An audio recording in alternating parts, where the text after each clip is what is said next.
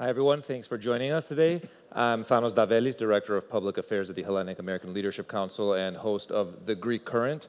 And, it's great to be chatting about Greece and Greece's economy right now. Everything is always, at least on our end, geopolitics. But I think this is one of the stories that's really made headlines over the last years. Greece has been highlighted by outlets like The Economist as the choice country of the year. We've seen Bloomberg, we've seen Washington Post highlight Greece's debt reduction. We've seen investment interest from around the world, including the United States, really spike in the last years. And obviously this coincides with bilateral relations being at their highest point yet, according to many. So with that, I think we can skip the introductions and the bios of everybody and just dive in. You can see who's speaking up here. But Ambassador Tsunis, I want to kick off with you. During your tenure as ambassador, the Greek economic comeback hit new high after new high. As a leader of the Greek-American community, you also played a key role in encouraging U.S. intervention during the height of the Greek economic crisis. What are three developments you never would have imagined in 2015 that are a reality in the Greek economy today in 2025? Greek interest rates. Greek interest rates were at 35% on the 10-year. It's about 4%. Greece just did, a bond offering, short-term bond offering at just over 2% a couple of weeks ago. So consistently over the past half of year, maybe a year, Greek interest rates have probably stayed 60, 70 bips below U.S. interest rates. So when you have the markets are looking that Greece sovereign debt is a safer, better deal in terms of how they're pricing it than U.S. debt, that's a shock. The fact that it has been priced below, French, Spanish, and Italian debt is also a surprise. Greece has also gone from a place where you couldn't find a job. It hit the 28% unemployment rate. It's now 8.6% and dropping. It's gone to a place where you can't find an employee. The precipitous drop in the unemployment rate, has surprised me to the positive. And, overall, it's just a sentiment. It has become one of the hottest places to invest in from a real estate tourism point of view. Now, we've said three bullish things. I would also say that the underpinning of a strong, modern, 21st century vibrant economy is research, largely research coming out of educational institutions, and research to the point of monetizing it, building something and monetizing it. Greece has the single most important thing, and that is paneximnis wodesmeni anthropi. But we need to create an ecosystem. If not, I think it's sufficient to say that Greece has become the Florida of Europe, but I think it has the intellectual capability to become so much more. We just need to keep on driving a more an ecosystem that provides startup capital and an understanding coming out of universities that they need to sort of harness the intellectual capabilities into helping their graduates and their academic communities, drive technology and business growth going forward. Mr. Handjinicolaou, one of the big issues during the financial crisis was the stability of the banking sector, and stabilizing it was and remains a challenge. What were the main lessons learned from the crisis, and what kind of measures have Greece's banks adopted to insulate themselves from a future crisis? First of all, thank you very much for giving me the opportunity to be here in this distinguished panel. I would say, first and foremost, the crisis that Greece and the Greek banking system went through is an example of the importance of the political and economic stability.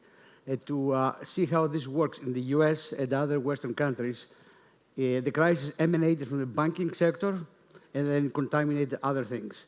In Greece, it was the reverse. It was basically a failure of the state, which basically the state went bankrupt, and in the process bankrupted the banking sector. But either way, there is another lesson to be learned, that the perils of excess borrowing, be that public, be that private. And conversely, the existence of very stable government environment that has prevailed, particularly since 2019, has allowed the banking sector to restore itself by taking some quite decisive steps. Number one, I think, which is critical, is the change in the corporate governance that took place in the Greek banks. We all know, and we may well speak about it, there was an incestuous relationship between politicians, certain parts of the corporate world, and the banking system, more or less going around.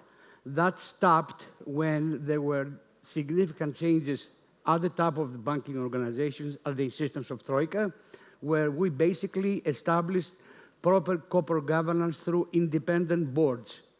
And independent boards are there to protect the interests of the shareholders and, of course, the other stakeholders primarily, and not other things.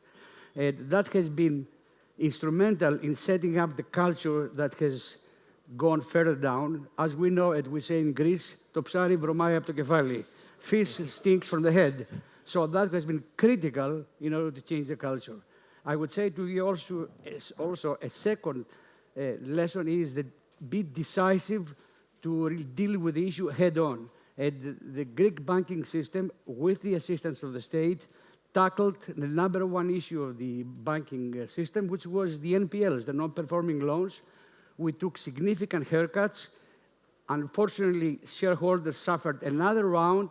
It was tough pain, but for a significant gain, because we see now the results of that treatment. And the results have been what has emerged is a very healthy, liquid, and well-capitalized banking system that is in a position to supply the necessary funding for the growth of the Greek economy. And of course, it has learned from the past. The proper governance that exists now of the banks and the sound credit and control policies that exist, I think, have endowed us well in the future because we have learned from the past. Thank you. Mr. Dakolias, speaking, since we've covered, the previous crisis, let's look ahead to let's say there is a future crisis. This week may have indicated that this could be upon us. For America's finance industry and American investors, what makes Greece attractive or maybe even safer in this turbulent international economic environment?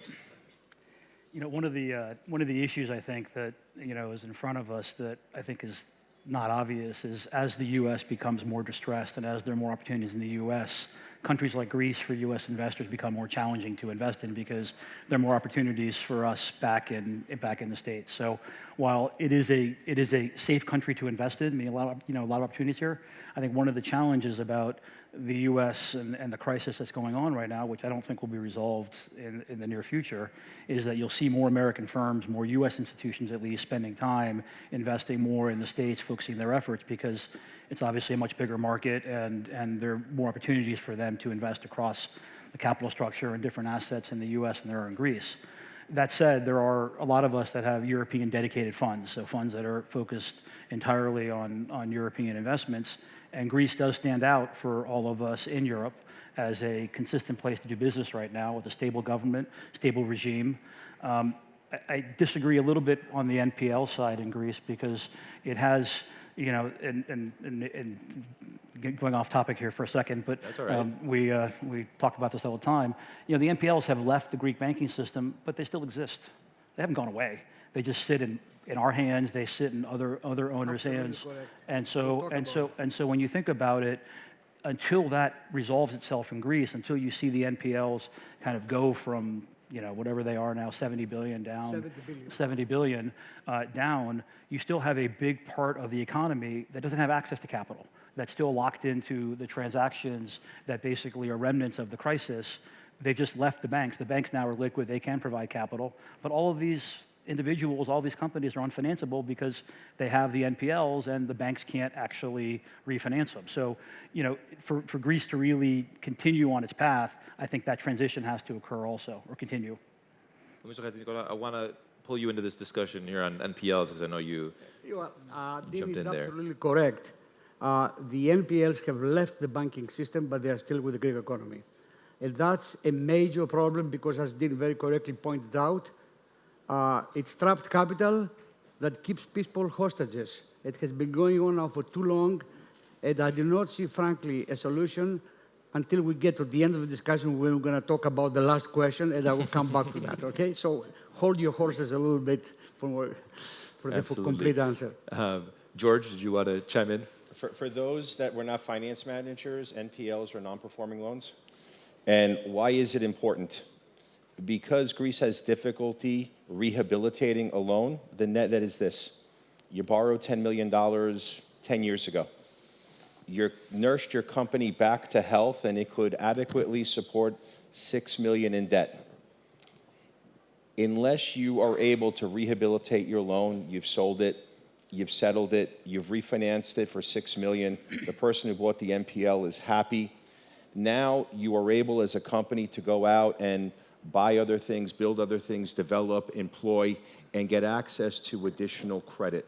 So in Greece, if you have outstanding debt from an institution and you haven't rehabilitated it, you have a lot of difficulty accessing other credit, and it's holding back Greek entrepreneurs and the Greek corporate entities from really growing and expanding. And that's why it's really important.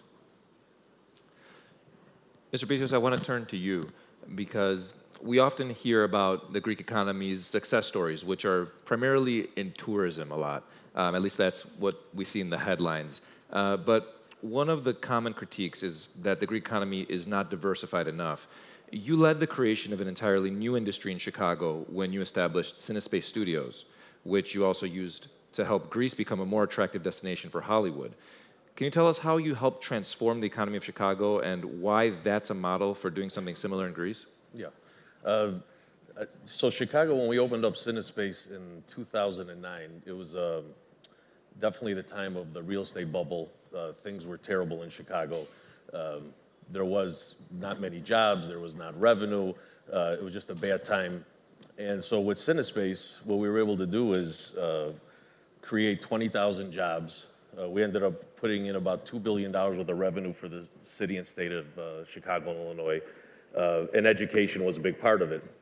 How do we do that? A lot of people believe that the film industry is red carpet and it's directors and it's actors, and it's completely not what it is. It's actually a blue-collar business.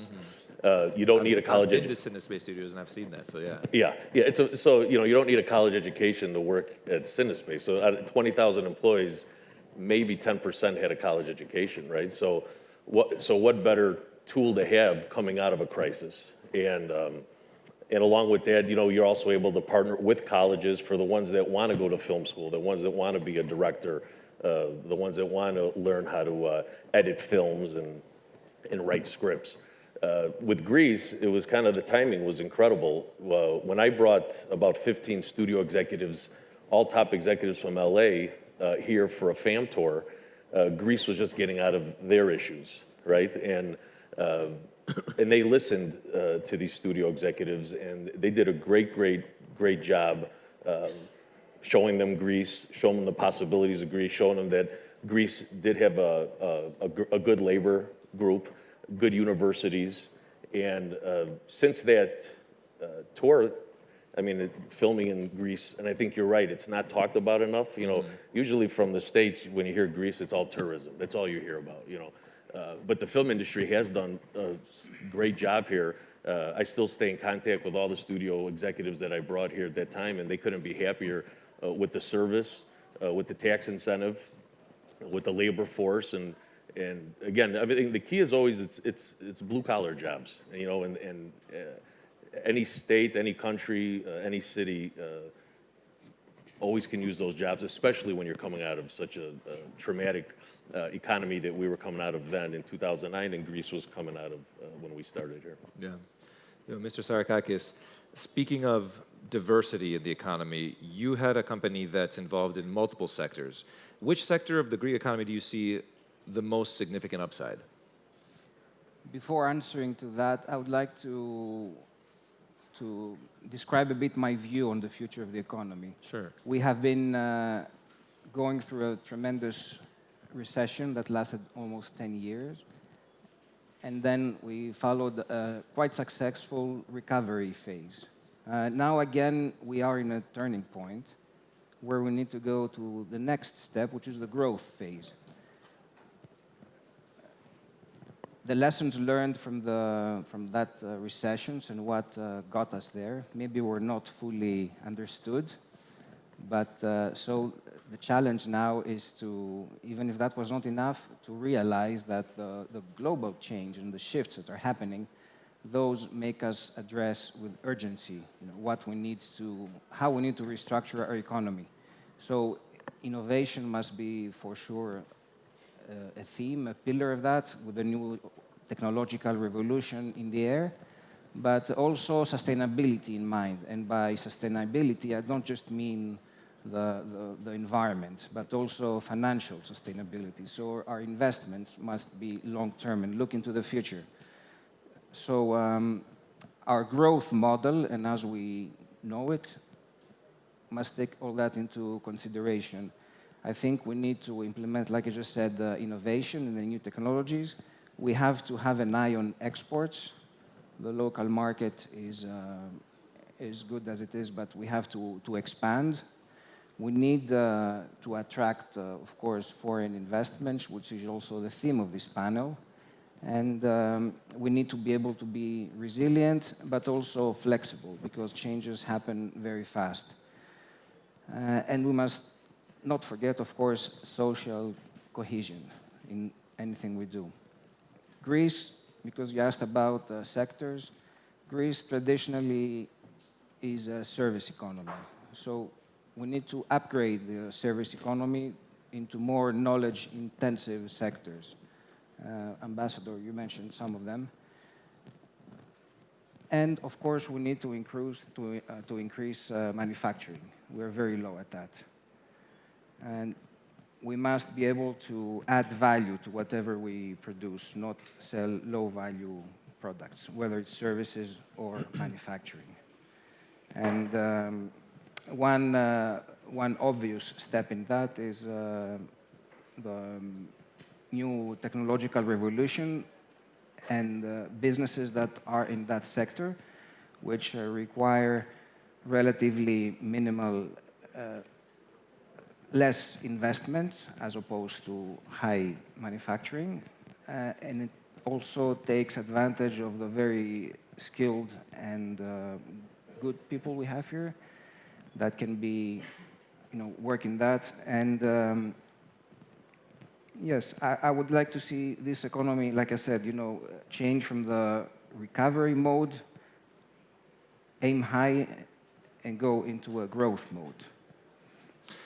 Ambassador, I want to throw the diversification question to you. We saw the U.S. get involved in incentivizing shipyards and energy projects during your tenure. There was also the discussion of deeper defense ties, which would include Greek manufacturing. What opportunities for diversification of the Greek economy and are especially promising, for U.S.-Greece bilateral relations and for Greece's geostrategic significance? Look, I think a lot of it, and my predecessor, Ambassador Pyatt, who just left as the Assistant Secretary of Energy, will tell you, and he knows better than me, a lot of the U.S.-Greek relationship is based on energy. So Greece has sort of reinvented the energy map in the region. They're a top 10 country in renewables. So not only is it about decarbonization, but energy transition and diversification. Mm-hmm. Greece can be the outlet that gets Gazprom off of Europe's neck. We need to provide an alternative for Europe. And, this could be U.S. LNG coming in through Revithousa or Alexandroupoli, through a pipeline or an electrical interconnector, because nowadays we can take a renewable and take it through an electrical interconnector and connect through Europe. This is not only an important economic tool, it's an important geostrategic tool. You're not going to have manufacturing in a place that you have the highest electricity rates in the world. So unless, Greece is becoming a data storage hub. A data center hub. So if you're not able to provide the juice and provide the cooling mechanism, that's going to be problematic. So finishing up the infrastructure, higher tension lines to Italy, and certainly you need storage capacity, which is critically important. I look at it as connectivity. So whether it's NATO logistics connectivity coming through Alexandroupolis, commercial connectivity, as you know, if IMEC is going to be real, and if you have goods coming through the Suez Canal, the first country and the first ports are in Europe. In Europe or in Greece. You can put them on rail, you can put them in a truck, and you can take them throughout Europe and the EU, and Europe is a huge market. So Greece can be a commercial logistics hub, data centers, energy, and you know, there's a lot of opportunities, but the underpinnings of a strong economy are EDS and MEDS. So they have to develop serious research. That research has to have an eye to monetization. We need to incubate it. There needs to be a sense of innovation, startup capital. And this is a European issue where, and the Draghi report, you know, articulates this very, very well. Europe needs to start building things again. So those are things that are opportunistic. Now, if you want you know, a very small return, you know, go to Switzerland. But I think there's outside profits and opportunities to be had in Greece because, you know, they may be at the fourth inning of their technological revolution. The amount of progress that has been made over the last decade, you know, has been articulated in, you know, as Larry Summers said, not only the economy of the year, the economy of the decade. But there is only so much change that any economy or can take, you know, at a certain point in time. There's a lot of upside in the Greek economy because, you know, it still has not fully reformed itself. It's in that process, and they're making a lot of progress. I'm happy to see that the banking system is on very solid ground. The Moody's and the Fitches of the world are attributing to that. But, you know, when you had S&P and Fitch, you know, give them investment grade, that unleashed probably 5 to 10 billion that would come in from the Vanguards and the Dreyfuses and the BlackRocks of the world. Moody's probably doubled that. You could have as much as 20 billion went into the bonds of Greek banks, Greek sovereign debt, and such. And as the Greek Athens Stock Exchange is about 102 billion euros in market cap, actually before last week, I don't know what it is now. You know, and the other thing that I would say, and this is the opportunity, I served as an independent director of a $150 billion bank before I became ambassador. I sat on the loan committee, I approved $2 billion loans. I know a little bit about this business. You know, our banks in the US, and I worked in the Senate Banking Committee when I got out of law school, maybe 90% of loans to deposits. In Greece, maybe it's 60-ish? 65%. That extra 25% on 210 billion euros, you know, that's over 50 billion euros that can be unleashed in loans if banks can provide, can find qualified borrowers. And that's where the opportunity lies. They're finding them in tourism, they're finding them in real estate, they're finding them in some food commodities, and they're finding them in shipping. But what we really need to see is, you know, research, innovation, to really create, whether it's, you know, Silicon Valley or whether it's Herzliya.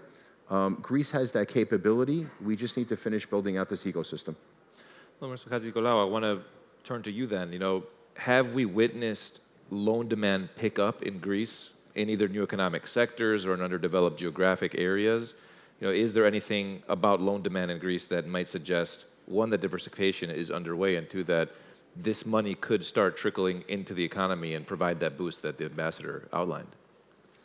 Well, as George mentioned, and I indicated also, as part of the cleanup exercise of the Greek banking system, the Greek banking system has found itself to have excess liquidity when, as George pointed out, the Greek banking system has a 65% ratio of loans to deposits.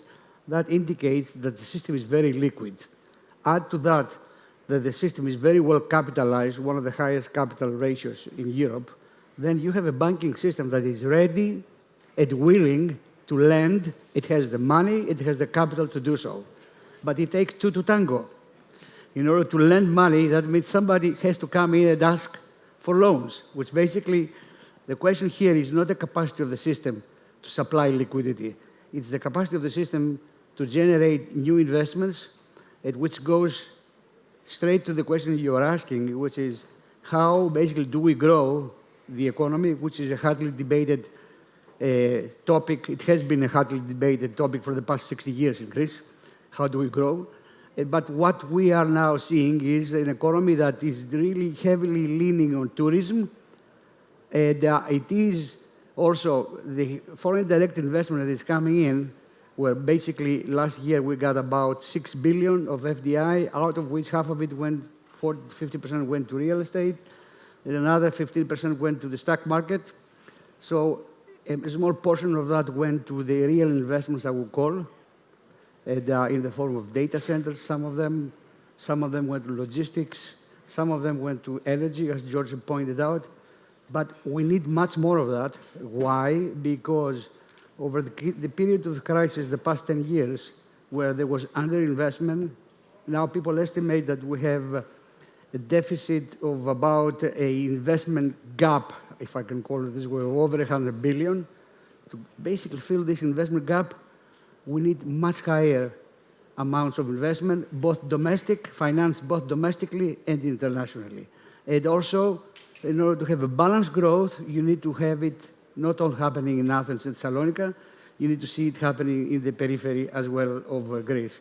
And this is basically work in progress. And we will touch upon it in your last question as to what stops it. But in general, capital, global capital, which is circling the world, there's plenty of around these days, is looking at risk-return opportunities. I think it's fair to say that returns in Greece are attractive. So therefore, the question has to be on the risk side. And on the risk side, what I would say is there are factors where unless business people can quantify, they act as impediments to investment. Because a manager and an investor who really looks to make an investment, he needs to lay out the cash flows, take into account the risks, see how he will deal with the risks, make some slack for the risks through the sensitivity, and then it's a go or not go based on what he sees as an outcome. If there are things over there which he cannot quantify, then he stops. So let's talk about what stops them, and we'll talk at the end of your last question. Mr. Dakolias, since I gave everyone a crack at the diversification question, I want to pose it to you as well. What do large institutional investors want to see in terms of a diversified economy here in Greece before they become fully bullish on Greece instead of just looking for, buy low opportunities? I agree with George on many fronts, but I'm going to focus on one thing, and it's really not just a Greek issue. George and I were having a conversation earlier today. In 1941, the U.S. government turned to Berkeley, Chicago, and Columbia primarily, along with others, to do research to fund how to win the war. In 1949, Truman basically cemented that and provided funding to all these institutions in the U.S. on a recurring basis. That's under assault in the U.S. right now. Funding in the U.S. to universities. A lot of that goes to professors and researchers who are not Americans, who are foreigners, whose ability to function in the U.S. is challenged right now. Greece, the Europeans have a moment in time opportunity, in my view, to try to recapture some of that research, to really try to bring back to Europe and to Greece. You go up and down from Baltimore to Boston, and you stop in every biotech business in the region, and it's populated with either Greek Americans or Greeks from here, right? I mean, Roy Vagelos is the grandfather of the biotech industry in the U.S. There's a lot of talent here, a lot of very educated, very smart people who go off and do their work around the world. And given the trajectory, I think, in the U.S. on how research is being funded, how it might be funded going forward, there is a moment in time to kind of bring that back to Europe, invigorate that, get that back into universities, and then benefit from the work that comes out of it. You know, all the research that drives companies, that drives tech, that drives entrepreneurship, you know, take advantage of that. You have groups in Greece like Endeavor now, who are I think are you know, been here 10 years, who I think have created a great ecosystem. You really need to expand that. It needs to be, I think, the focus for Greece. I agree with George. I don't think manufacturing is going to be the driver of real growth. I think it can be an energy hub. It can be a hub for trade with the Middle East, with Asia, with the subcontinent, and in terms of India. So I think there can be connectivity for Greece for a lot of the world as entry point into Europe. But I do think the real opportunity for Greece is to create the tech, the ecosystem around entrepreneurship, because the talent here, the talent of the diaspora that might want to come back is significant. Alex, you've already cast a vote of confidence by investing heavily in Greece. But what do you still need to see to be able to convince, for example, your co-investors in US funds to bet on Greece? Predictability. You know, Greece is still a great unknown. There's still some reputational obstacles, like legal reform, budgetary discipline, political stability.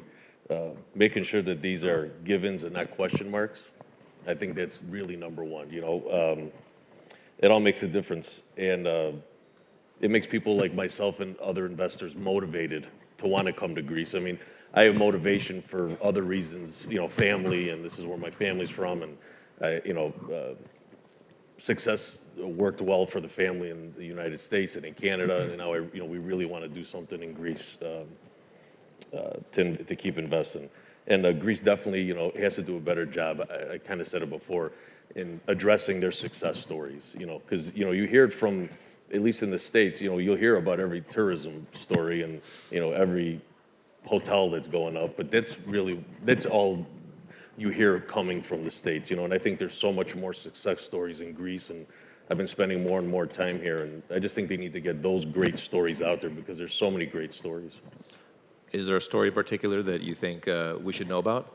The film industry. I mean, that's, I mean, you know, that's one that, you know, you're talking about, I mean, that incentive, it has to be 6-7 years ago, and, you know, you still don't hear about it, you know, and you'll talk, and if you do the research, there's more films shot out in Europe right now, in Greece, more than any other country in Europe, but you don't hear about that, you know, and again, I think it's getting the stories out, more of these great stories.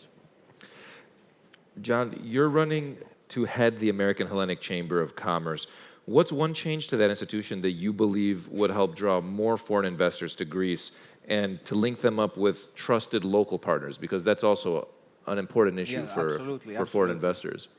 Well, starting in 2018, we see a steady improvement of the Greek-US relations. And that has led, of course, to the significant investments in the country. And that's thanks to the efforts of the government, the efforts of the embassies, and of course, our chamber has to take some credit for that also. And so all that has led to this improvement of the investments that followed also the improvement of the Greek economy. Now our chamber must take it again a step further, and in two fronts. Like George said, we have a gap in investments, and that includes both foreign direct investments and also domestic investments. So one source of the foreign investments must be the US because of this good climate. But in order to do that, we must first convince the investors, and we must not just rely, with all due respect, to the Greek-American investments that have an extra motive, they have a sentimental motive, but we must make it attractive for corporate America. So our mission as a chamber is to convince corporate America that we are investment worthy, that they can have the good returns, they can in the new sectors we mentioned before. So building bridges with the corporate America is very important. To do that, as a country, we must change our image. And of course, we're not government agencies to change what's needed. But as a business community, We must unite, form strong alliances, work together, work with all the business associations to try to, together, show all the benefits that Greece has, and work together, and each one from their own side try to improve the climate in Greece. So I think that's something that we can do successfully. So we have about 6 minutes left, and I think this last question is going to be a lightning round. We've alluded to what the question's going to be early on, but if we can keep it within about a minute of an answer, I think that'll get us right on time. But what's one, and hopefully each of you can give me a different one here, what's one reform that either the Greek government or the Greek private sector can undertake to draw greater foreign investment? George, we'll start with you and move down the line. You know, as a diplomat, you don't want to say anything that is even approaching being critical of anybody. As my diplomatic days are over, I'm going to say something with the intent of being highly critical. The judicial system here is a joke. It's a joke. Yeah. And I'm going to give you two very poignant examples. I'm going to save the best for last. I have a very close friend of mine. He's the CEO of a major global company. The war in Ukraine breaks out. He happens to 2 acquisitions, have 400 employees in St. Petersburg. He has to get out. I said, come to Thessaloniki. I'll find you office space, you know, schools for the kids, so on and so forth, no matter what. And most of them are of Russian origin. We're moving everyone to Poland. I said, you want to bring 400 Russians to Poland? I said, why wouldn't you bring them to Greece? I'll have everything red carpet for you. George, I'm a fiduciary. I'm a CEO of a public company. I'm a fiduciary. There's no way that I can capital allocate to a country where if I go to court, maybe I'll get a decision in 10 years. And I can give you 100 examples. Now, Rich Daley, who was the CEO of Broadridge, number 11 in total shareholder return from 2010 to 2020, had been to Greece once in his life to go to a wedding in Mykonos. How do you know this? He goes, what do you think? We CEOs are stupid? We don't talk to each other? It's well known that the judicial system doesn't work in Greece. The second thing, and I will tell you that really irks me, is some of the legislation, the slap suits, that if someone sexually assaults someone in Greece and has the temerity to file a police report, the person who's accused of sexual assault can also file a police report, and the woman who is sexually assaulted might spend a day in jail. So as ambassador, we had to deal with some of those issues. We also cooperated with the Hellenic police to break up a house of ill repute. Whether women were promised modeling contracts in Europe, they would, Moldova, Georgia, Ukraine. Later on, it was Venezuela, Colombia, and their passports are seized. They're thrown into a room, and I don't need to get into details. So we cooperate with the Hellenic police. We have a very major presence here in terms of FBI, DEA, Homeland Security, and we have an excellent relationship with the Hellenic police. So 20 people are arrested. 30 women are freed. Not one of those people spends a day in jail. You know what? A lot of us are parents, and it's unacceptable. I am going to be harshly critical, not of government, because I have met with the Minister of Justice and we have discussed this, and he's introducing legislation and they're doing all the right things. But, you know, we need to have prosecutors and judges that understand that justice delayed is justice denied, and we should be a little bit more victim-centric in our judicial system. Well, I will fully concur with George on this issue. I will generalize a little bit, though. We need radical reform of the public administration, and with focus, number one, of the judicial system, which George ably described. But I will also mention the NPE, the NPL problem. A big part of its non-resolution relies with the judicial system. I mean, in the American system, which I was educated and didn't know very well, all of you know very well, within 2 years, the bankruptcy process completes. Basically, trapped capital is allocated, and then people involved are allowed to continue with their lives. This continues to be a problem here, so this is a major impediment. The second major impediment, and I will conclude here, is the reform of the urban and suburban planning process and the land registry, which creates enormous uncertainty about property rights, which puts a lot of problems for anybody who wants to come and invest, because if you cannot secure the piece of land which you're going to build upon, how you can proceed? But broadly speaking, dysfunctionalities in the public administration create the uncertainty I was referring to when you go to investment process. You will plan basically everything, but if you're going to wait, you don't know how long to get a license, or to get a license from the archaeological service, or this, or from the τοπική πολεοδομία, etc., that is an unknown which you cannot quantify and acts as an impediment for an investment. Mr. Dakolias? The courts are obviously number one, and everything else pales in comparison. So, but if I had to pick something different, and I won't try to be subtle with this, but I think not my strong suit. Really? The friction in transactions, and just some of the difficulty of actually doing business and getting transactions done in Greece, particularly with the government, I think can be challenging and difficult to navigate. Alex? Establish a better economic presence where corporate America is making its decisions. I mean, very similar to what everyone seems to say. If you want corporate America to come to Greece and kind of exactly what you said, you got to make it friendly, and they got to know that they're coming here and it's going to be supportive, you know what I mean? And you can't let government control a company that's going to come in and want to invest and put those types of millions and millions of dollars into your country. John, I know our time is The up. time is blinking, so we're going to have to institute an NBA shot clock. I'll just say it in one word, literally. Vision.